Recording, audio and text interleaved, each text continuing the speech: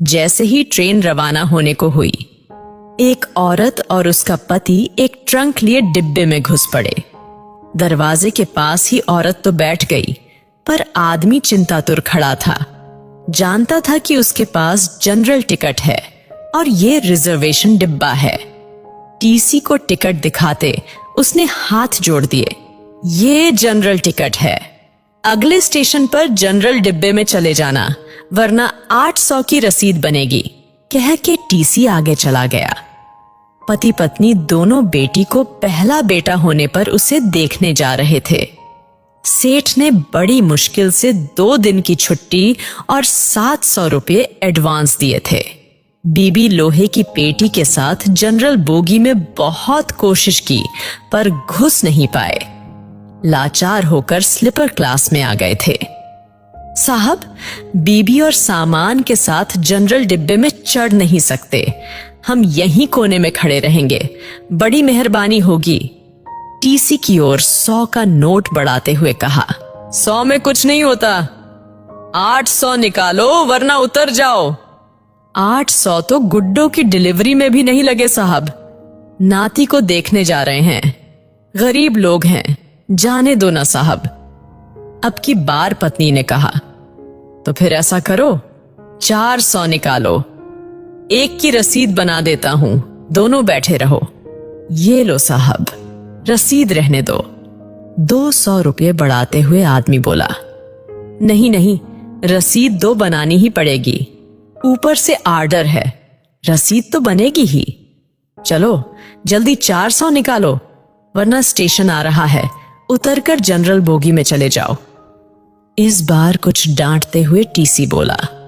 आदमी ने 400 रुपए ऐसे दिए मानो अपना कलेजा निकाल कर दे रहा हो।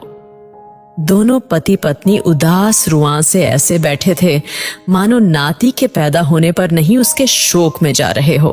कैसे एडजस्ट करेंगे ये 400 रुपए? क्या वापसी की टिकट के लिए समद्धि से पैसे मांगना होगा? नहीं नहीं। आखिर में पति बोला, 100-150 तो मैं ज्यादा लाया ही था, गुड्डो के घर पैदल ही चलेंगे, शाम को खाना नहीं खाएंगे, 200 तो एडजस्ट हो गए, और हाँ, आते वक्त पैसेंजर से आएंगे, 100 रुपए बचेंगे, एक दिन जरूर ज्यादा लगेगा, सेठ भी चिल्लाएगा, मगर मुन्ने के लिए सब सह लूंगा, मगर फिर भी ये तो 300 ही हुए। ऐसा करते हैं, नाना नानी की तरफ से जो हम 100 देने वाले थे ना, अब दोनों मिलकर 100 देंगे, हम अलग थोड़े ही हैं, हो गए ना 400 एडजस्ट। पत्नी ने कहा, मगर मुन्ने में कम करना। और पति की आंख छलक पड़ी। मन क्यों भारी करते हो जी, गुड्डो जब मुन्ना को लेकर घर आएंगी तब 200 ज्यादा दे देंगे। कहते हुए उसकी आंख भी छलक उठी, फिर आंख पोंछते हुए बोली, अगर मुझे कहीं मोदी जी मिले तो कहूंगी, इतने पैसों की बुलेट ट्रेन चलाने के बजाय इतने पैसों से हर ट्रेन में 4-4 जनरल बोगी लगा दो, जिससे ना तो हम जैसों को टिकट होते हुए भी जलील होना पड़ेगा और ना ही हमारे मुन्ने के 100 रुपये कम हो। उसकी आंख फिर छलक पड़ी। अरे पगली, हम गरीब आदमी हैं, हमें वोट देने का तो अधिकार है, पर सलाह देने का नहीं। रो मत।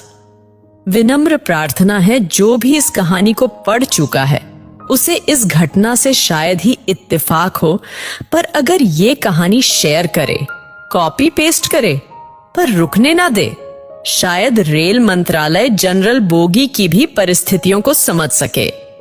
उसमें सफर करने वाला एक गरीब तबका है जिसका शोषण चिरकालीन से होता आया है।